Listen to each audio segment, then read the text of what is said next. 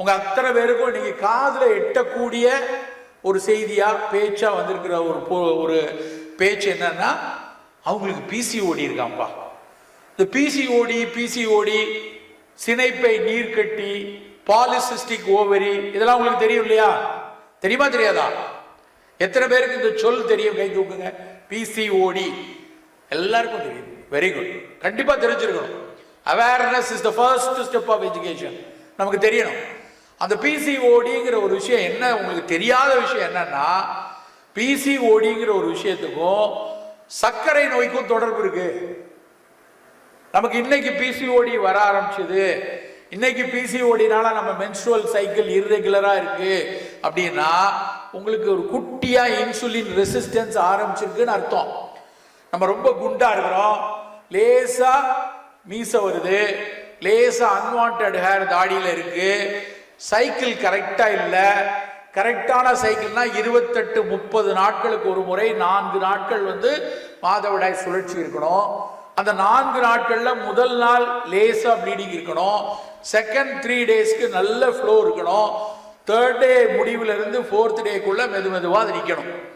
அப்படி ஒரு menstrual flow இல்லாம கூடவே ரொம்ப குண்டா இருக்கிறோம், லேசா அன்வான்ட் ஹேர் இருக்குன்னா ஒருவேளை பிசிஓடி லைட்டா ஆரம்பிக்கலாம். சரி, என்ன சார் செய்யறது? இந்த பெரிய டாக்டரை பார்க்கணும், எந்த ஹாஸ்பிட்டலுக்கு போகணும், என்ன டெஸ்ட்லாம் எடுக்கணும், ஒன்றும் தேவையில்லை. அப்படி இருக்கு அப்படின்னா நல்ல ஃபிட் ஆகணும், மிகப்பெரிய அளவுல உடற்பயிற்சி வேணும், மிகச்சரியான உணவு திட்டம் இருந்தா 95% பிசிஓடிய இந்த வயதுல, 25 வயதுக்கு மேல வந்ததுன்னா ஹார்மோனல் டெஸ்ட் அது இதுன்னு வரும். இந்த வயதுல இப்பதான் மாதவிடாய் ஆரம்பிச்சு ஓரிரு ஆண்டுகளா இருக்கு, இல்ல 4 வருஷம் இருக்குன்னா இப்பவே அதை சரியாக்குவதற்கான மிகச்சரியான உடல் பயிற்சியும் உணவும் உங்களுக்கு வேணும். நண்பர்களே, பிரஸ்ட் கேன்சர் வந்தா பார்த்துக்கலாம், பிசிஓடி வந்தா பார்த்துக்கலாம் அப்படின்னு நம்ம நினைக்க வந்ததுக்கு அப்புறம் அதுல வரக்கூடிய அவதிகள் பெரிய கடுப்பு. அப்ப அதெல்லாம் வராம தடுக்கணும்னா நம்ம உணவு ஃபங்க்ஷனலா இருக்கணும். ஃபங்க்ஷனலானா ஏதாவது ஒரு வகையில உடலுக்கு நல்லது செய்யக்கூடிய உணவா நம்ம இருக்கணும். அப்ப காலை உணவுல நீராகாரம் எடுக்கிறவங்களுக்கு, பால் இல்லாமல் மூலிகை தேநீர்கள் எடுக்கிறவங்களுக்கு, நெல்லிக்காய் டீ, அப்புறம் இஞ்சி டீ, சுக்குமல்லி காஃபி அப்படி எடுக்கிறவங்களுக்கு இந்த பிசிஓடி வருவதற்கான வாய்ப்பு ரொம்ப ரொம்ப குறைவு. சரி, பானங்கள்லாம் அப்படி எடுக்கிறோம். காலை உணவு என்ன சாப்பிடலாம்? காலை உணவு எதை எடுத்துக்கொள்ளலாம் அப்படின்னு பார்த்தீங்கன்னா, காலையில் என்ன சார் வழக்கமா இட்லி, தோசை, பூரி, வடை, பொங்கல், முடிஞ்சா வடை அப்படின்னு நமக்கு தோணும். உங்க வயதுக்கு எது அதிகமா இருக்கணும்? காலையில புரோட்டீன் நிறைய இருக்கணும், புரதச்சத்து நிறைய இருக்கிற காலை உணவு இருக்கணும். அப்படின்னா காலையில நல்ல சுண்டல், நல்ல 2 முட்டை, இல்லைன்னா நல்ல பாதாம் பருப்பு, இல்ல நிலக்கடலை, சோயா, நல்ல காய்கறி சூப், இது மாதிரி உங்க உணவு இருக்கணும். சார் அப்போ அந்த இட்லியை காணோம், இட்லி எடுத்துக்கலாம், ஒரு இட்லியோ 2 இட்லியோ எடுத்துக்கலாம். அந்த இட்லி எப்படி இருக்கணும்? வெள்ளை வெளியேறுன்னு மல்லிகைப்பூ மாதிரி இருக்கக்கூடாது. என்ன சார் இப்படி சொல்றீங்க? இட்லினா நல்ல வெள்ளை வெளியேன்னு மல்லிகைப்பூ மாதிரி சாஃப்டா இருக்கணும் தானே படிச்சிருக்கோம். அப்படி இருந்தா அது வெறும் சர்க்கரையை மட்டும் தான் உங்களுக்கு கொடுக்கும். இட்லி நல்ல கருப்பா, சிகப்பா, சாம்பல் நிறத்துல உங்க இட்லி இருக்கணும். உங்க வீட்டுல போய், ஏமா ஒருத்தர் வந்தாருமா, இட்லியவே சாம்பல் கலர்ல இருக்கணும், கருப்பா இருக்கணும், சிவப்பா இருக்கணுங்கிறாரு. ஏசியன் பெயிண்ட் வச்சு அடிக்க முடியாதுக்கு. இட்லிய நல்ல முழு உளுந்துடைய தொலியோடு சேர்த்து அரைச்சு, அரிசிய மாப்பிள்ளை சம்பாவோ கருப்பு கவுனியோ வச்சீங்கன்னா சாம்பல் நிறத்துல சிவப்பு நிறத்துல வரும். சார் அப்படின்னு சார் வெள்ளை கலர் இட்லிக்கும் 2 இட்லி தானே, 2 கார்போஹைட்ரேட் தானே. ஆமா, ஆனா என்ன வித்தியாசம்னா அந்த சிகப்பு நிறம், கருப்பு நிறம் பாலிசிஸ்டிக் ஓவரி வராம பார்த்துக்கும், பின்னாடி பிரஸ்ட் கேன்சர் வராத அளவுக்கு பார்த்துக்கும். என்ன சார் இப்படி புதுசா சொல்றீங்க? சிகப்பு கலருக்கு பின்னாடி இருக்கிற பொருளுக்கு பேரு லைகோபீன். லைகோபீன்ங்கிறது 40 டீல ஒன்று இருக்கு. நான் என்ன சொன்னேன்? Anti accident. லைகோபீன்கிற அந்த சிகப்பு நிறம் ஒரு ஆன்டி ஆக்சிடென்ட். அந்த கருப்பு நிறம், கருப்பு உளுந்தா இருக்கட்டும், இல்ல கருப்பு கவுனியா இருக்கட்டும், கருப்பு கலர் நவ்வாப்பழமா இருக்கட்டும், கருப்பு கலர் பன்னீர் திராட்சையா இருக்கட்டும், அந்த கருப்பு நிறத்துக்கு பின்னாடி ஆந்தோசைனின் இருக்கு. அப்ப அதை தினம் நம்ம எடுக்கும் போது பின்னாட்கள்ல வயதாகும் போது இந்த நோய்கள்லாம் வராம பார்த்துக்கலாம். பிரேக்ஃபாஸ்ட்ங்கிறது ஃபங்க்ஷனலா இருக்கணும். இட்ல more protein, more salad, more fibre, more micronutrient, but less கார்போஹைட்ரேட்டா இருக்கும். வளர்ற பிள்ளைங்க இன்னும் 2-3 வருஷத்துல நீங்க அடுத்து மருத்துவராவோ இன்ஜினியராக போக போறீங்க. மிக ஃபிட்டா இருக்கணும், உடல் உறுதியா வச்சுக்கணும். நான் வந்து இப்படி சொங்கி வேற இருப்பேன், எனக்கு பீரியட் வந்துச்சுன்னா 5 நாள் படுத்து கிடப்பேன், எனக்கு கொஞ்சம் காய்ச்சல் இருந்தால் 7 நாள் லீவ் போடுவேன், அப்படி இருந்தா நம்மளால சாதிக்க முடியாது. எல்லா நாட்களிலும் உடல் உறுதியா இருக்கணும்னா புரோட்டீன் ரிச் ஃபுட்டா சாப்பிடணும். புரோட்டீன் எதுக்கெல்லாம் பயன்படுது? Proteins are immune builders. நம்ம எதிர்பார்த்தல கொடுக்கிறது புரோட்டீன் தான். நம்ம உடலுக்குள்ள ஆண்டவன் ஒரு இனேட் இம்யூன் சிஸ்டத்தை கொடுத்துருக்கான். எத்தனை பேர் ஒயிட் செல்ஸ் படிச்சிருக்கீங்க? வெள்ளணுக்கள். அந்த வெள்ளணுக்கள் போதும், இரத்த தட்டுக்கள், பிளேட்லெட்ஸ், நம்மளுடைய லிவர், நம்மளுடைய போன் மேரோ, இதெல்லாம் நம்ம வேரியஸ். நமக்குள்ள எதுவும் கிருமிகள் வந்தா அதை ஃபைட் பண்றதுக்காக கடவுள் ஏற்கனவே படைச்ச விஷயம். அந்த படைச்ச வெள்ளணுக்கள் நல்லா வேலை செய்யணும்னா we need protein. ரெகுலரா நம்ம புரோட்டீன் எடுத்துக்கிட்டோம்னா நம்மளுடைய இம்யூன் சிஸ்டம் நல்லா இருக்கும். அடுத்து ரெண்டாவது, நம்ம மசில் பியூனியா குச்சியா இருந்துட்டு வீங்கன்னு இருந்துட்டு சாப்பிடாம இருந்துட்டு நமக்கு டக்குன்னு எவ்ரி பீரியட்ஸ் சுருண்டுக்கிறது, ஒரு லைட்டா காய்ச்சல் அடிச்சா 4 நாளைக்கு போர்வைக்குள்ள படுத்துக்கிறது, அப்படி இருக்கிறதுக்கு காரணம் நம்ம மசில் மாஸ் நல்லா இல்லாது.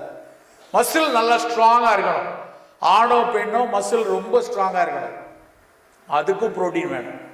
புரோட்டீன் நல்லா இருந்தாதான் நீ விளையாட்டுல ஒரு தடகள வீராங்கனையா இருக்க முடியும். நல்ல ஒரு ஷட்டில் விளையாடணும், ஒரு 2 hours விளையாடணும்னா உன்னுடைய லெக்கில் உள்ள மசில்ஸ் நல்லா ஸ்ட்ராங்கா இருக்கணும். உன் குவாட்ரிசெப்ஸும் ஹாம்ஸ்ட்ரிங்கும், உன்னுடைய தொடையினுடைய முன்பக்கம் பின்பக்கம் உள்ள சதைகள் நல்லா இருந்தாதான் குதிரை மாதிரி ஓட முடியும், மிகச்சரியா நம்ம விளையாட்டு களத்தில் நிற்க முடியும். அதெல்லாம் பாய்ஸ் ஒன்லி எக்ஸசைஸ்ல கொண்டு வரணும் சார், ஜிம் போனோம் நாங்கெல்லாம் வேணாம் அப்படின்னா நம்ம முட்டாள். நம்ம மிகச்சரியான உடல்வாகோடு இருக்கணும். எந்த இடத்துலையும் நமக்கு ஒரு பிசிக்கல் எண்டூரன்ஸ் குறையக்கூடாது. அதுக்கு புரோட்டீன் மிகப்பெரிய அளவில் வேணும். நண்பர்களே, நம்ம உடல்ல ஆரோக்கியத்தில் எடுக்கக்கூடிய ஒரு சின்ன சின்ன ஸ்டெப்பும் பின்னாடி நமக்கு பெரிய அளவில் பாதுகாப்பையும் மன மகிழ்ச்சியும் தரும். மன மகிழ்ச்சி எப்படி சார்? நம்ம ஒரு விஷயம் நல்லா புரிஞ்சுக்கணும். நம்ம ஊர் இந்திய சமூகத்தில் இன்னைக்கு வரைக்கும் அது ஒரு ஆணாதிக்க சமூகமாக தான் இருக்கு. மேல் ஷாவனிஸ்டிக் சொசைட்டியா தான். உங்க வீட்டிலேயே நீங்க பார்த்துருப்பீங்க, உங்க அப்பா காலையில் எழுந்திரிச்சோடனே அப்படியே தமிழ் இந்து பேப்பர், தினமணி பேப்பரை விரிச்சு பார்த்துட்டு இருக்கலாம். உங்க அம்மா காஃபி குடிக்கிறீங்களா, டீ குடிக்கிறீங்களா? ஏன் அதையே மாற்றி யோசிக்க கூடாது? உங்க அம்மா கால் மேல கால் போட்டு பேப்பர் படிச்சுட்டு இருக்கு, உங்க அப்பா காஃபி குடிக்கிறியாமா? எத்தனை பேர் வீட்டில் கேட்குறாங்க? யார் வீட்டில் கேட்குறாங்களா? ஒன்லி 3-4 பேர். 400 பேர்ல அவங்க வீட்டில் மிகச்சரியான ஒரு சமூகம் உருவாகி கொண்டிருக்கிறது. நம்ம எல்லாம் அவங்க கை தட்டலாம். இது விளையாட்டு இல்லை, நமக்கெல்லாம் இது ஒரு கேலி பொருளா. அது எப்படி? அம்மா பேப்பர் படிப்பாங்களாம், அப்பா காஃபி போட்டு கொடுப்பாங்களாம். ஏன் பண்ணக்கூடாது? நாம் உருவாக்கணும். அப்படி ஆனா இன்னைக்கு சமூகம் இல்லை. அப்ப என்ன பிரச்சனை அப்படின்னா, நம்ம தொலைக்காட்சியில பாக்குற மாதிரி மனைவி வேலை பார்த்து களைப்பா ஹேண்ட்பேக்கை வச்சுட்டு கிச்சன் பக்கம் வரும்போது அவர் கணவர், இந்தாம்மா உனக்காக ப்ரூ காஃபி போட்டிருக்கேன் அப்படின்னு கொடுத்தா உடனே அவ குடிச்சிட்டு ஹாஹா அப்படிங்கிறது சினிமாவில் கார்த்தி ஸ்னேகாலாம் பண்ணுவாங்க. நம்ம வீட்டில் நம்ம அப்பா அம்மா பண்ண மாட்டாங்க. அப்போ நம்ம ஒரு ஆஃபீஸில் கஷ்டப்பட்டு வேலை செஞ்சு டயர்டாக வரும்போது நம்ம உடல் நலமும் குறைவாக இருந்ததுன்னு வச்சுக்கோங்க, நமக்கு மிகப்பெரிய உடல் சோர்வு, பலகீனமாக இருக்கிறோம். நம்ம வரும்போது யாராவது ஒரு கப் காஃபி கொடுக்க மாட்டாங்களா, இல்லைன்னா ஒரு ஜூஸ் கொடுக்க மாட்டாங்களான்னு மனசு ஏங்கிட்டு வரும். நிற்கும் போது ஏய் என்ன வந்தோடனே இவ்வளோ நேரம் வெளியே போயிட்டு வந்திருக்க, எனக்கு காஃபி கிடையாதா அப்படின்னு ஒருத்தன் கால் மேலே காலை போட்டு சொன்னான்னு வை, என்ன வரும்? கோவம் வரும். வரணும். அப்போ கோவம் வருதுன்னா உடம்பு ஃபிட்டாக இருந்துன்னு வச்சுக்க, டே நான் பார்த்துப்பேன் அப்படிங்கிற, இதுக்கு பேர் மீறல் கிடையாது. நம் உடல் மிக மிக உறுதியாக வைத்துக் கொள்ளக்கூடிய தன்மை இருந்தாதான் மனம் மகிழ்ச்சியா இருக்கும். மனம் மகிழ்ச்சியாக இருக்கும் போதுதான் நம்ம செய்யற எல்லா வேலைகள்லையும் மிகச் சிறப்பாக நடந்துட்டு வரும். சரி, காலையில காஃபி டீ பார்த்தோம், காலை சாப்பாடுல இதெல்லாம் எடுத்துக்கணும். என்ன மாதிரி இட்லி இருக்கணும்? சாம்பல் நிறத்துல, கருப்பு நிறத்துல, சிவப்பு நிறத்துல இட்லி இருக்கணும். இன்னொன்று என்னன்னா, சிறுதானியங்கள் இருக்கணும் நம்ம சாப்பாட்டுல. திணையில பொங்கல் இருக்கலாம், சாமை அரிசி கஞ்சி சாப்பிடலாம். நான் காலையில வந்து நல்ல சிவப்பரிசி கஞ்சி 2வது தடவை கேட்டு வாங்கி சாப்பிட்டேன், அவ்வளவு பிடிச்சிருந்தது. அது இருந்துச்சுன்னா முதல் இட்லியை கட் பண்ணி இன்னொரு கப் வாங்கிருக்கலாமோ அப்படின்னு தோணுச்சு எனக்கு. அவ்வளவு சுவையான மிகச்சிறப்பான அரிசி, பாரம்பரிய அரிசிகள்ல, பாரம்பரிய சிறுதானியங்கள்ல நம்ம ஏதாவது ஒரு உணவு இருக்கணும். ஏன் கம்பச்சோறு சாப்பிட சொல்றோம்? கம்புக்கும் அரிசிக்கு என்ன வித்தியாசம்னா, அரிசியை விட 8 மடங்கு இரும்பு சத்து கம்புல இருக்கு. இன்னைக்கு இங்க 400 பேர் இருக்கீங்க, நான் எந்த டெஸ்டும் பண்ணல, என்னால உறுதியா சொல்ல முடியும் இங்க இருக்கிற 200 பெண்களுக்கு இரத்த சோகை இருக்கும். என்ன சார் இப்படி சொல்றீங்க? அதெல்லாம் கிடையாது சார் அப்படின்னு நீங்க நினைக்கலாம். ஆனால் தமிழ்நாடுடைய புள்ளிவிவரம் என்னன்னா, 50% பெண்களுக்கு இரும்பு சத்து குறைவா இருக்கு. உங்கள எத்தனை பேருக்கு அயன் வந்து 12.5க்கு மேல இருக்கு? தெரியாது. முதல்ல தெரிஞ்சவங்கள ஒரு 5-6 பேர் கை தூக்குறாங்க. நீங்க போய் கண்டிப்பா தெரிஞ்சுக்க வேண்டாம். உங்க எல்லாருக்கும் பிளட் இது தெரியும் இல்லையா, என்ன குரூப்னு தெரியும்ல. அப்ப நமக்கு எவ்வளவு அயன் இருக்குன்னு தெரியணும், இரும்பு சத்து எவ்வளவு இருக்குன்னு தெரியணும். ஏன்னா நல்லா புரிஞ்சுக்கோங்க, இரும்பு சத்து ஒருவேளை குறைவா இருந்ததுன்னா உங்களுக்கு 11-12க்கு மேல இருக்கணும். ஒருவேளை உங்க அளவே 9 தான் இருக்கு, 10 தான் இருக்குன்னா என்ன பிரச்சனை தெரியுமா? எவ்ரி மென்ஸ்ட்ருவேஷன், ஒவ்வொரு மாதவிடாய் காலத்திலையும் ஒவ்வொரு நாளும் we are losing nearly 30 to 50 ml of blood. 50 ml blood ஒரு நாளைக்கு போகுது அப்படின்னா 4 நாள்ல 200 ml blood வெளியே போச்சுன்னா ஏற்கனவே ரத்த சோகையில இருந்தோம்னா இன்னும் கீழே போயிடும். அதனாலதான் ரொம்ப பலகீனமா ஒரு வேலையை செய்ய முடியாத அளவுல இருக்கு. நம்ம ஏற்கனவே நல்லா 12.5 12 அயன் நல்லா இருந்ததுன்னா இந்த 200 ml blood lossல ஒன்றும் ஆகாது. அடுத்த நாளே அது நல்லா செக்ரேட் ஆயிரும், எந்த பிரச்சனையும் கிடையாது. அப்போ நம்ம இரும்பு சத்தை மிகச்சரியாக வைத்துக் கொள்ளணும்னா கம்பஞ்சோறு சாப்பிடணும், கம்பங்கூழ் குடிக்கணும், கம்பு உருண்டை சாப்பிடணும். சிறுதானியத்துல திணை அரிசியை ஏன் கொண்டாடுறோம்னா, அதுல திணை அரிசி என்ன கலர்ல இருக்கும்? பொன் மஞ்சள் கலர்ல இருக்கும், கோல்டன் கலர்ல இருக்கும். திணைனா ஃபாக்ஸ்டைல் மில்லட். அந்த திணை வந்து நல்ல ஒரு சின்ன கோல்டன் எல்லோ இருக்கும். அந்த கோல்டன் எல்லோவுக்கு காரணம் என்னன்னா, அதுல இருக்க பீட்டா கரோட்டின். பீட்டா கரோட்டின் நமக்கு கேரட் ஞாபகம் வருது. கேரட் எதுக்கு நல்லது? கண்ணுக்கு. திணை அரிசியும் கண்ணுக்கு நல்லது. திணை அரிசியில நம்ம பொங்கல் சாப்பிட்டா அது கண்ணுக்கு நல்லது. வெறும் பொங்கல் சாப்பிட்டா தூக்கம் வரும், ஆனா திணை அரிசியில பொங்கல் சாப்பிட்டா கண்ணு நல்லா தெரியும். அப்ப கண்ணு மிகச்சிறப்பா இருக்கணும்னா திணை அரிசி, இரும்பு சத்து நல்லா வேணும்னா கம்பஞ்சோறு, நல்ல பிசிக்கலி ஃபிட்டா இருக்கணும்னா ராகி, கேழ்வரகு. அப்படி உங்களுடைய உணவு ஒன்றொன்னும் காலை உணவு ஃபங்க்ஷனல் பிரேக்ஃபாஸ்டா இருக்கணும். தோசைன்னா வெறும் அரிசியும் உளுந்து மட்டும் வேணாம். ஒரு நாள் கேழ்வரகு தோசை, ஒரு நாள் கம்பு தோசை, ஒரு நாள் சத்து மாவு தோசைன்னு சாப்பிடக்கூடிய பழக்கம் வச்சுக்கணும். காலை சாப்பாடு இப்படி. மதியம் 6 சுவையுள்ள உணவு இருக்கணும். நம்ம என்ன செய்யறோம் தெரியுமா? எத்தனை பேர் நேத்துல நல்லா யோசிங்க, இன்னைக்கு என்ன கிழமை? மறந்து போச்சு. என்ன கிழமை? வெள்ளிக்கிழமை. போன வெள்ளியிலிருந்து இந்த வெள்ளி வரைக்கும் வச்சுப்போம். போன வெள்ளியிலிருந்து இந்த வெள்ளி வரைக்கும் எத்தனை பேர் தினசரி கசப்பு சாப்பிடுவீங்க? தினசரி கசப்பு. தினசரி உப்பு சாப்பிட்டவங்க எத்தனை பேர் இருக்கும்? எல்லாரும். உப்பில்லா பண்ண குப்பையில என்ன படிச்சிருக்கோம் சார். அதனால உப்பு இல்லைன்னா சாம்பார் சாப்பிட மாட்டோம், மோர்ச்சோறு சாப்பிட மாட்டோம். இனிப்பு தினசரி ஏதாவது ஒரு இனிப்பு சாப்பிட்டோம், எல்லாரும் சாப்பிட்டுருவோம். கை தூக்கம், அப்புறம் கை வலிக்க ஆரம்பிச்சிடும்.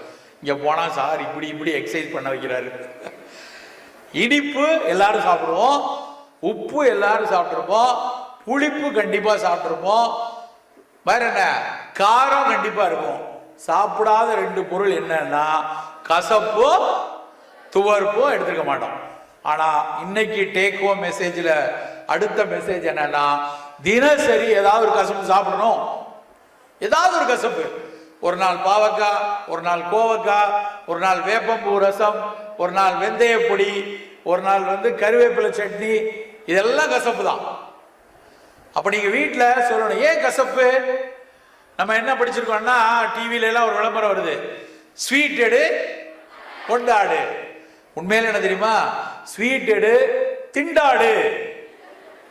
ஸ்வீட் எடுத்தா காலத்துக்கும் பிசிஓடியில இருந்து டயபெட்டிக்ல இருந்து கேன்சர் வரைக்கும் உருவாக்குறது ஸ்வீட் தான். ஆனா நம்ம எல்லாரும் எப்படி ஜாலியா ஸ்வீட் எடு கொண்டாடு. ஏன்னா விளம்பரம் போட்டுட்டான். விளம்பரம் எப்படி போடுறான்? நீங்க வாங்குற சாக்லேட்டை நீ கொஞ்சம் நக்கிக்கோ, நான் கொஞ்சம் நக்கிக்கிறேன். உன் வாயில வெடிக்கும், உன் வாயில அப்படி இருக்கும் இப்படி இருக்கும். என்ன சாக்லேட்டு? Diary milk. சரி, இங்க 400 பேர் இருக்கீங்க. உங்களில் யாராவது ஒருத்தர் அந்த ஸ்வீட் டைரி மில்க் சாக்லேட்ல என்னெல்லாம் சேர்ந்துருக்குன்னு கரெக்டா சொல்லிட்டா இங்க உங்களுக்கு ஒரு இது கொடுத்துடலாம், ஒரு ஸ்வீட் கொடுத்துடலாம். எனக்கு எல்லாம் சொல்லணும், ஆளுக்கு ஒன்று சொல்லி பிரயோஜனம் கிடையாது. ஏன் தெரியுமா? யாருக்குமே தெரியாது. உண்மைதான். கொஞ்சம் பேருக்கு பாம் ஆயில் தெரியுது, கொஞ்சம் பேருக்கு சுகர் தெரியுது, கொஞ்சம் பேருக்கு கோகோ தெரியுது. அது மட்டும் இல்ல, அதுல உங்க எல்லாருக்கும் தெரியாத ஒன்று சொல்லட்டா, ஹை ஃப்ரக்டோஸ் கார்ன் சிரப் எத்தனை பேர் தெரியும்? அது மிக அதிக அளவுல சேர்க்கிறது சாக்லேட்ல. ஹை ஃப்ரக்டோஸ் கார்ன் சிரப் எதுல இருந்து எடுக்கிறான்? மக்காச்சோளத்துல இருந்து எடுக்கிறாங்க. மக்காச்சோளத்திலிருந்து எடுக்கப்படக்கூடிய அந்த ஹை ஃப்ரக்டோஸ் தான் கொஞ்சம் கொஞ்சமா கடிச்சு லைட்டா ஒரு பீஸ்னு ஆரம்பிச்சு மொத்தத்தையும் ஒரு பாரையும் 10 நிமிஷத்துல சாப்பிட்றதுக்கு காரணம் அந்த ஹை ஃப்ரக்டோஸ் கார்ன் சிரப். நம்மை அடிமைப்படுத்தக்கூடிய ஒரு இனிப்பு தான் அந்த ஹை ஃப்ரக்டோஸ் கார்ன் சிரப். அது தவிர அது உள்ள போய் வாயில வெடிக்கிறதுக்கு, உள்ள போய் நமக்கு பலவித கிளர்ச்சியை கொடுக்கறதுக்கான அடிப்படை காரணம் அதுல சேர்க்கக்கூடிய ஏகப்பட்ட ரசாயனம். ஒரு விஷயம் தெரியுமா? இந்த சாக்லேட்ஸ் அதிகம் சாப்பிடக்கூடிய குழந்தைகளுக்கு தான் பிசிஓடி அதிகம் வருது. பாலிசிஸ்டிக் ஒவேரியன் டிசீஸுக்கான ஃபண்டமெண்டல் பிரச்சனை என்னன்னா இன்சுலின் ரெசிஸ்டன்ஸ். நம்ம வயிற்றுல இருக்கக்கூடிய கணையத்துல இருந்து வரக்கூடிய இன்சுலினை சீரா சரிக்க விடாம, பயன்படுத்த விடாம பண்றது இந்த அதி சர்க்கரைகள். அப்போ இந்த மாதிரி இனிப்புகள் நமக்கு வேண்டாம். இனிப்புனா முதல்ல நம்ம மனசுல என்ன வரணும்? பழங்கள். தலை தித்திப்பு கடை கைப்புன்னு ஆசார கோவைன்னு ஒரு நூல் எழுதியிருக்கு. ஆச்சார கோவைங்கிறது 14 கீழ்கணக்கு நூல்கள்னு படிச்சிருக்கீங்களா? அதுல ஒண்ணு ஆசார கோவை. அவன் சொன்னது என்னன்னா, இலைய போட்டவனே முதல்ல இனிப்பு வைங்கிறான். நம்மால் அதனால ஜாங்கிரியை கொண்டு வைக்கிறாங்க. தலை தித்திப்பு முதல்ல இனிப்பு தான் கொடுக்கணும். இனிப்பு தான் மகிழ்ச்சிக்கு கொண்டாட்டம். ஆனா அந்த இனிப்பு என்னவா இருக்கணும்? பழங்களா இருக்கணும். இப்ப எல்லா இடத்துலையும் மாம்பழம், நல்லா இமா, பசந்த், மல்கோவா, மல்லிகைன்னு ஊருக்கு மாம்பழம் சாப்பிடுங்க. சர்க்கரை வியாதிக்காரங்க மட்டும்தான் மாம்பழத்தை சாப்பிடக்கூடாது. நீங்க எல்லாம் கொண்டாடி அந்தந்த பருவத்தில் எந்த பழம் இருக்கோ அது சாப்பிடலாம். மாம்பழம், பலாப்பழம், வாழைப்பழம், கொய்யாப்பழம், பப்பாளி பழம், மாதுளப்பழம், எல்லா பழங்களும் சாப்பிடணும். குறிப்பா நீங்க சின்ன குழந்தைங்க மிக அதிகம் சாப்பிட வேண்டிய பழங்கள்ல ஒண்ணு மாதுளை. மாதுளை என்னன்னா உங்களுடைய மென்ஸ்ட்ருவல் சைக்கிளுக்கும் நல்லது, அயனுக்கு நல்லது, யூட்ரைன் ஹெல்த்துக்கு நல்லது, ஓவரியில் இருக்கக்கூடிய ஃபாலிகல்ஸ்க்கு நல்லது. இவ்வளவு விஷயம் மாதுளை பழத்துல இருக்கு. அப்ப நீங்க மாதுளை கிடைக்கும் சார், மாதுளை ரொம்ப காஸ்ட்லி சார், வேற ஏதாவது வாழைப்பழம் சாப்பிடலாம். வாழைப்பழம் மிகச்சிறப்பானது. ஒரு விஷயம் தெரியுமா? மனதை மகிழ்விக்க கூடிய ஒரு பழம் அப்படின்னா அது வாழைப்பழம் தான். மைண்ட் மென்டல் ஹாப்பினஸ் கொண்டு வரும். ஒண்ணு தெரியுமா உங்களுக்கு? தமிழ்நாட்டில், உலகத்தெல்லாம் விடுங்க, தமிழ்நாட்டில் அதிக மன உளைச்சலுக்கு ஆகக்கூடிய சிறு குழந்தைகள்ல பெண்கள் அதிகம்.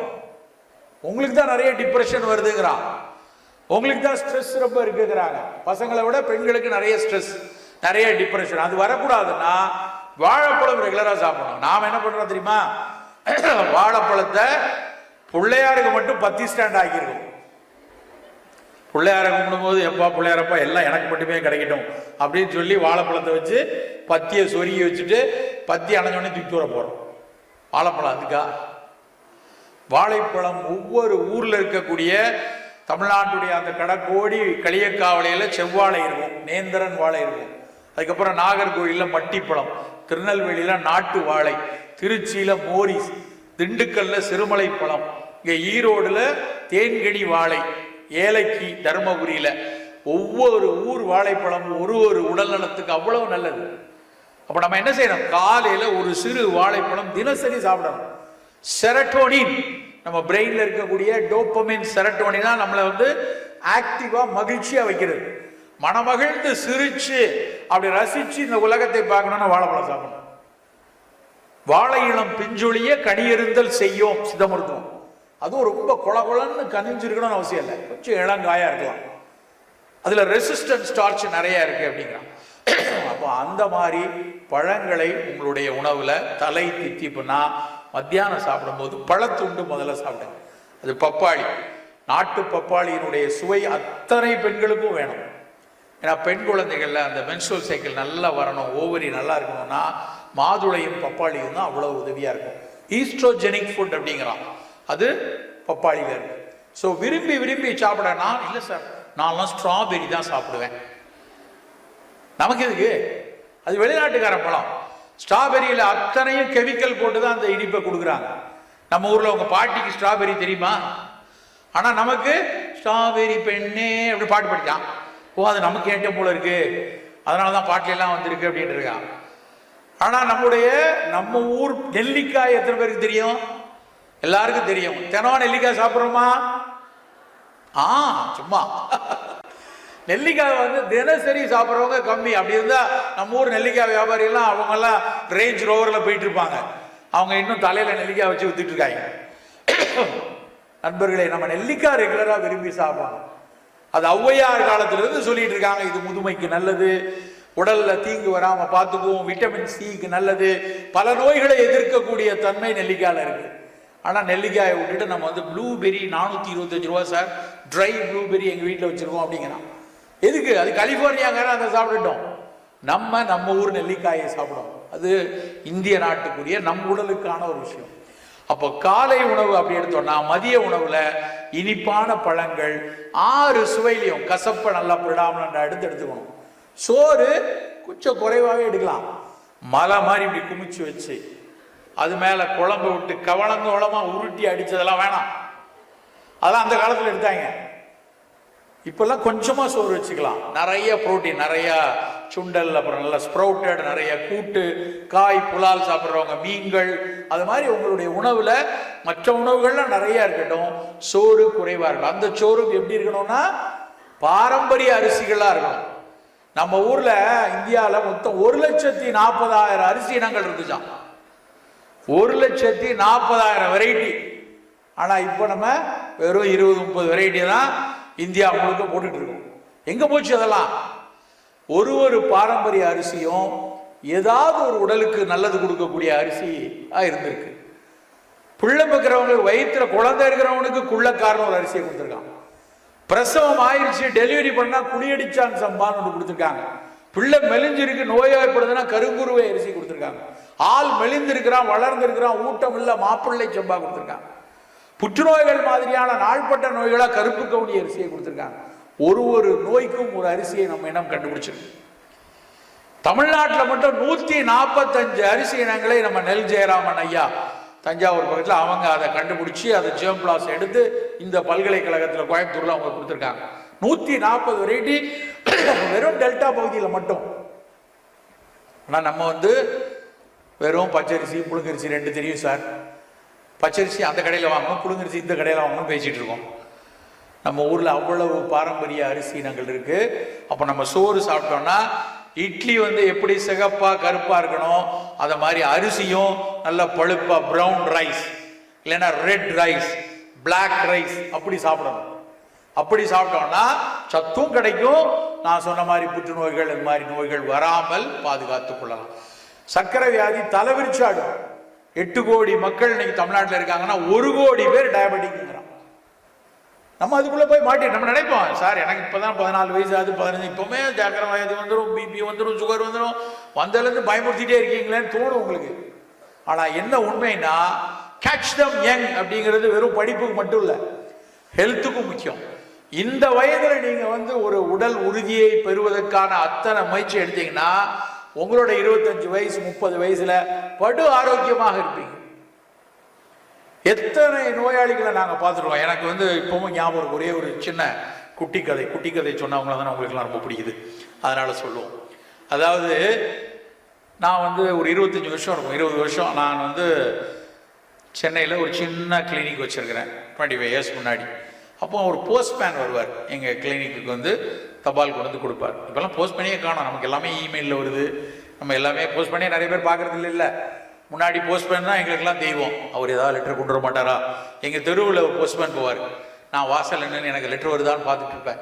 அவர் போஸ்ட்மேன் போகும்போது நாளைக்கு அப்படின்னு சொல்லிட்டு போவார், ஒரு பாசிட்டிவ் நோட்டு, நாளைக்கு உனக்கு லெட்டர் வரும் அப்படின்னு சொல்லிட்டு போவார்.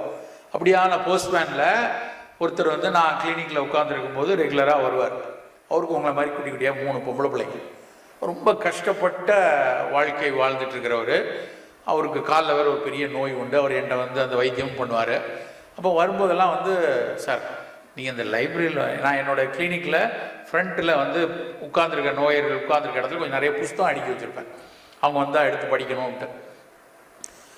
நிறைய புக்கு வச்சுருக்கீங்க சார், இதில் ஏதாவது படித்து முடித்த புஸ்தகம் எதாக இருந்தால் கூட எனக்கு கொடுத்தீங்கன்னா நான் ஒரு 10 நாளில் திருப்பி கொடுக்குறேன், என் பிள்ளைகளை படிக்க வைப்பேன். ஒரு தகப்பனா தன் பிள்ளைகளை மிகப்பெரிய ஆளாகணும்னு பெருங்கனவு வரும். அப்படியே நாட்கள் நடந்துச்சு. 10 வருஷத்தில் அந்த பிள்ளைங்கள்லாம் வளர்ந்து பெருசாகி, நானும் கிளினிக் வளர்ந்து பெருசாக, நாங்கள் பெரிய ஹாஸ்பிட்டலுக்கு வந்துட்டோம்.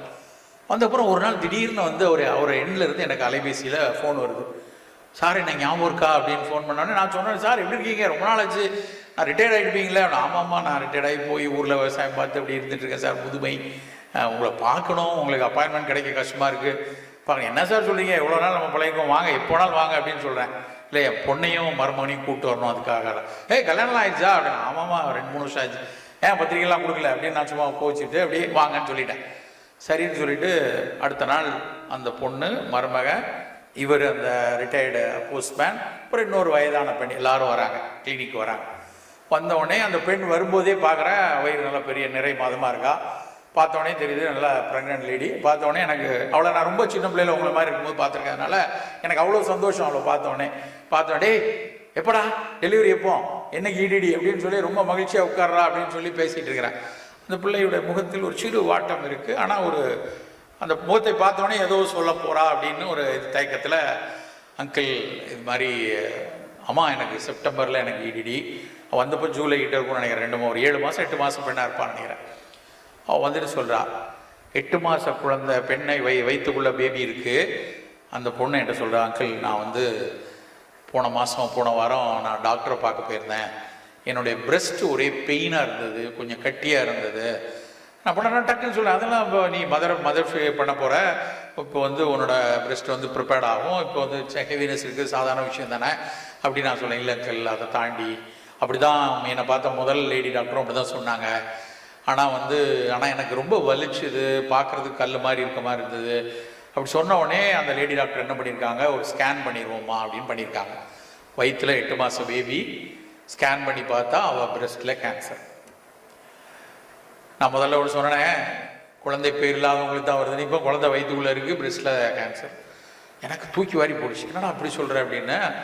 ஆமாம் அங்கிள், ஆனால் அப்புறம் நாங்கள் ஆங்காலஜிஸ்ட்டும் பார்த்துட்டோம், அவர் வந்து டெலிவரியோட சர்ஜரி பண்ணிக்கலான்னு சொல்லிட்டாங்க.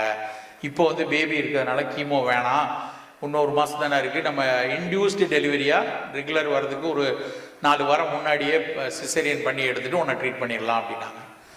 நான் உடனே ரொம்ப ஆமாம்மா, ஒன்றும் பிரச்சனை இல்லைம்மா, அது ஒன்ஸ் டெலிவரி 8 மாதம் ஆச்சு, இன்னொரு 4 வாரத்தில் டெலிவரி பண்ணிக்கலாம், அதுக்கப்புறம் எடுத்துக்கலாம்.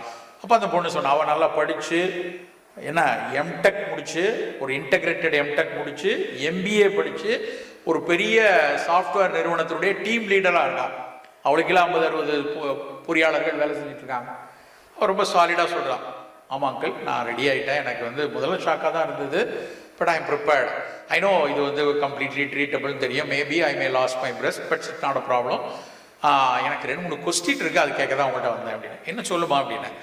அவள் சொன்னால், ஃபஸ்ட்டு சொன்னால், நான் ஒரு மார்பகத்தை எடுத்துட்டான்னா எனக்கு குழந்தை பிறந்தப்புறம் அவளுக்கு இன்னொரு மார்பகத்தை வச்சு தாய்ப்பால் கொடுக்கலாமா, கீமோலாம் கொடுப்பேனே பால் கொடுக்கலாமா அப்படின்னா, அது தாராளமாக கொடுக்கலாம்னா, அதெல்லாம் ஒரு பிரச்சனையும் கிடையாது.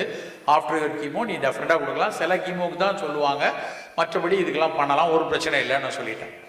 2வது கொஸ்டின் கேட்டான், அங்கிள் எனக்கு வந்து நான் 2 குழந்தைங்க பெற்றுக்கணும்னு நினச்சிட்டு இருந்தோம், நானும் என் கணவரும். இப்போ ஒரு பாப்பா வந்திருக்கு, இப்போ கீமோலாம் கொடுத்து எல்லாம் பண்ண போகிறோம், 2வது பாப்பா எனக்கு I can deliver another child, எனக்கு அது ரொம்ப நாங்கள் 2 பேரும் நானும் கணவரும் அவ்வளோ ஆசைப்பட்டோம் அப்படின்னா சொன்னாங்க. ஏன் இதெல்லாம் ஒன்றுமே கிடையாதுடா, இது இப்போ நீங்கள் வந்து உனக்கு இருக்கிறது வெறும் ஒரு ERPR பாசிட்டிவ்னு சொல்லக்கூடிய வெரைட்டி, இது சரியாக ட்ரீட் பண்ணி நல்லா ஆனதுக்கப்புறம் அதுக்கு அடுத்த குழந்தைய நீ அடுத்தாப்புல பெற்றுக்கலாம், அதுவும் பிரச்சனை இல்லைன்னு சொல்லியாச்சு. அவ்வளோ சந்தோஷம் அவளுக்கு. அப்புறம் நான் என்னெல்லாம் உணவு சாப்பிடணும் எல்லாம் கேட்டுட்டு போயிட்டு வரேன்னு எல்லாரும் போகிறாங்க. போனதுக்கப்புறம் அந்த அம்மா பாட்டி இருக்குல்ல, அந்த இவளுடைய மாமியார், அவங்க உள்ளே வராங்க. பொதுவாக சின்ன பிள்ளைகள்லாம் இருந்ததுன்னா பெரியவங்க வந்து திரும்ப வந்து அவங்க முன்னாடி கேட்க முடியாது, அதனால் அவங்க பயந்துப்பாங்கன்னு சொல்லி சில சந்தேகங்களை கேட்பாங்க. அப்படி தான் அந்த பாட்டியும் வந்து கேட்குது அப்படின்னு நான் நினச்சிட்டேன். அவங்க வந்து எதிர்த்தாப்புல வந்து உட்கார்ந்தோடனே கேள்வி கேட்குறாங்க.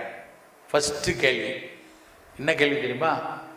சார், வயிற்றில் என் பேரனோ பேத்தியோ இருக்கான், அவனுக்கு எதுவும் கேன்சர் வந்துடாத? இந்த அம்மாவுக்கு வந்த கேன்சர் பற்றி அது கவலை இல்லை, வயிற்றுல என் பேரனோ என் பேத்தியோ இருப்பாங்க, இந்த உலகம் எவ்வளவு கொடூரமாக இருக்கிறதுன்னு யோசிச்சு பாருங்க, அவனுக்கு எதுவும் வந்துடாத? கேள்வி. 2வது கேள்வி, இவ்வளோ நாள் என் புருஷன் என் பையனோட தான் குடும்பம் நடத்தியிருக்கா, அவங்க தாம்பத்தியத்துடன் இருப்பாங்க, என் பையனுக்கு ஏதாவது வந்துடுறதுக்கு வாய்ப்பு இருக்கா? இது 2வது கேள்வி அந்த அம்மா கேட்டது. அதாவது எவ்வளவு ஒரு சுயநல கூட்டமாக அந்த பெண் இருக்காங்கன்னு யோசிச்சுங்க. இதில் என்ன செய்தின்னா, அந்த அம்மாவுக்கு வந்த புற்றுநோய் முழுமையாக சரியாயிடுச்சு. இப்போ எனக்கு அது நடந்தே ரொம்ப நாள் ஆச்சு. அவங்க நல்லாயி அந்த குழந்தை ஜம்முன்னு இருக்காங்க, அவங்க நல்லா இருக்காங்க, இந்த புற்றுநோய் பிரச்சனையே இல்லை. ஆனால் அந்த மாமியார் புற்றுநோய் இருக்கு பார்த்தீங்களா, அதுக்கு எந்த கீமோவும் கிடையாது. காலத்துக்கும் இப்படியே தான் கேள்வி கேட்டுக்கிட்டு, இப்படியான சமூகத்தில் அந்த பெண்ணுக்கு எவ்வளவு வலிகள் இருந்திருக்கும் யோசிச்சு பாருங்க. குழந்தை பெற்று அது வாழாக்கி இது இன்னைக்கு வரைக்கும் வர்றதுக்குள்ள இப்படியான கேள்விகளுக்கு இடையிலேயே நமக்கு எப்பவுமே நம்மை காயப்படுத்துற மாதிரியான ஒரு கேள்விகள் மிக மிக மிக மிக வருத்தத்தை உண்டாகும். அப்படி ஒரு கேள்விகள் கேட்கக்கூடிய ஆள் உள்ளே இருந்ததுன்னா எவ்வளவு பிரச்சனையா இருக்கும். நண்பர்களே, நீங்க இதைத்தான் ரொம்ப ரொம்ப கவனமாக சொல்லணும். சின்ன வயசு பொண்ணுக்கு இப்படியான சமூக சிக்கல் உள்ள பிரச்சனைகள் படித்த ஆளுமை மிக்க மிக பொறுப்பான தகப்பனிடம் இருந்து வந்த அந்த குழந்தைக்கு கூட ஏற்படுதுன்னா அந்த சாத்தியங்கள் நமக்கும் இருக்கும். அப்ப நம்ம என்ன செய்யணும் அப்படின்னா, எந்த சூழலிலும் இந்த மாதிரி சிக்கல்களுக்குள் போகக்கூடாது. வந்தா பார்த்துக்கலாம். நோய் வந்ததுன்னா அதை சரி பண்ணதுக்கு 1000 மெத்தட் இருக்கு. ஆனால் வராமல் பார்த்து கொள்ளக்கூடிய வயது இதுதான். இப்ப எனக்கு இந்த சாக்லேட்லாம் வேணாம், இப்ப எனக்கு இந்த பீஸா பர்கர்லாம் தேவையில்லை, இப்ப எனக்கு இந்த குப்பை உணவுகளின் பிடிக்குள் நான் சிக்க மாட்டேன், நான் ஒவ்வொரு வேளை உணவிலும் ஆரோக்கியமாக மிக சரியான உணவு எதுவோ அதைத்தான் தேடி தேடி சாப்பிடுவேன்னு நம்ம இன்னைக்கு முடிவெடுத்தோம் அப்படின்னா பின்னால இந்த மாதிரி இந்த பெண் மாதிரியான சிக்கலுக்கோ வேறு நோய்களுக்குள்ளேயோ நம்ம போயிட மாட்டோம். அப்போ காலை உணவு, காலை பானம் என்றால் இப்படி ஒரு ஃபங்க்ஷனல் பிவரேஜ். காலை உணவுனா நல்ல புரோட்டீன் என்ரிச்டா மில்லட்ஸா கலர்டு ரைஸ்ல சாப்பிடக்கூடிய இட்லி தோசை.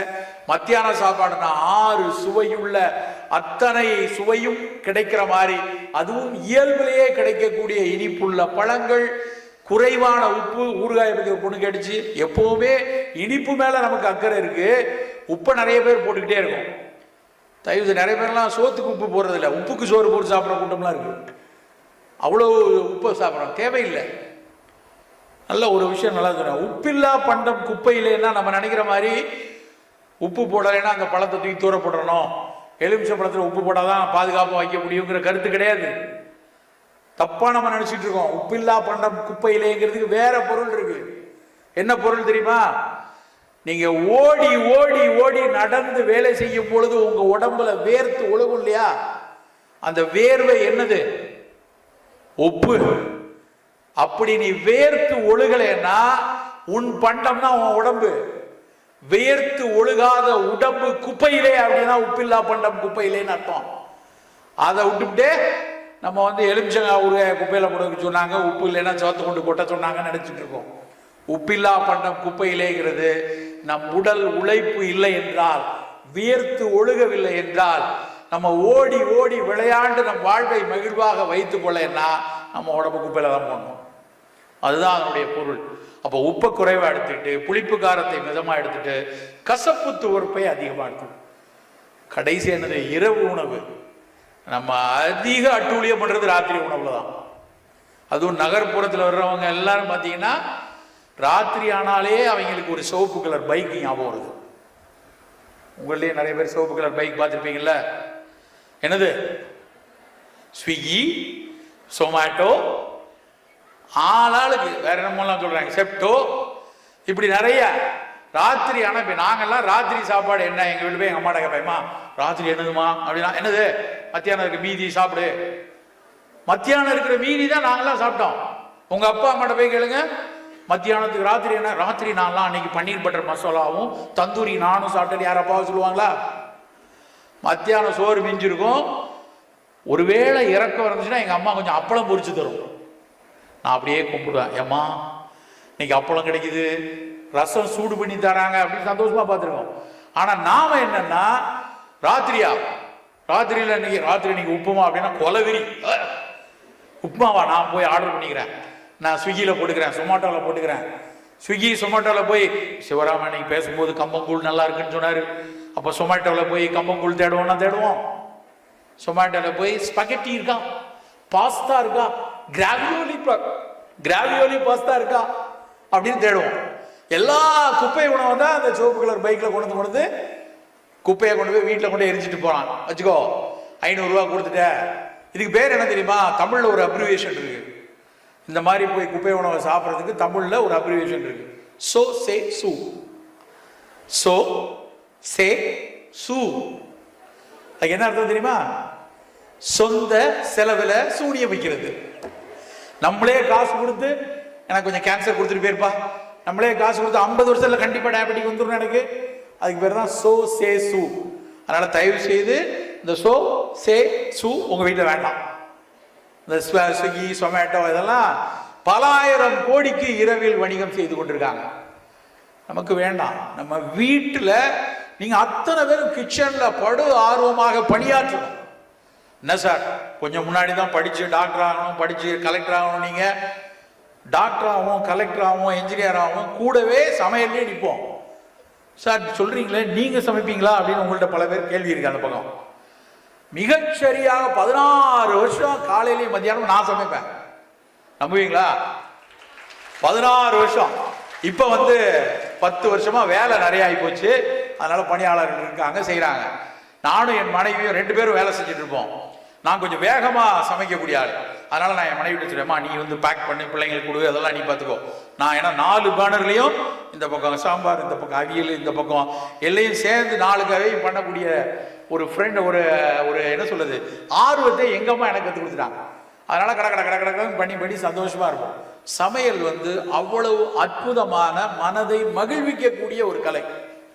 அதை ரசிக்கணும். நீங்க என்ன செய்யணும்? அம்மா டாக்டர் சொல்லியிருக்காரு நாளையிலேருந்து கருப்பு கலர் இட்லி அவிச்சு கொடுத்துரு, அவர் சொல்லியிருக்காரு நாளையிலேருந்து கம்பங்கூழ் பண்ணி, நான் ஆர்டர் போடக்கூடாது. நான் பண்ணுறேன், சாட்டர்டே இன்னைக்கு லீவு, நான் நீங்கள் செய்கிறேன் நைட்டு அப்படின்னு நீங்கள் இறங்கி செய்யணும். உணவோடு எவ்வளவு நம்ம பரிச்சயமாறோமோ, பழகிறோமோ, அந்த ஒரு பொருள், அதில் உள்ள ஒரு இன்கிரீடியன்ட்டையும் ரசித்து நம்ம சாப்பிட்றோமோ, செய்கிறோமோ, அந்த அளவுக்கு தான் அதை நம்ம உடம்புல ஒட்டும். அதை கடையில் வாங்கி பணக்காரர் நான் போய் அங்கே போய் ஆர்டர் பண்ணுவேன் அப்படிலாம் வாங்குறதுல ஒட்டாது உடம்புல. அது உணவோடு நம்ம உறவாடணும்.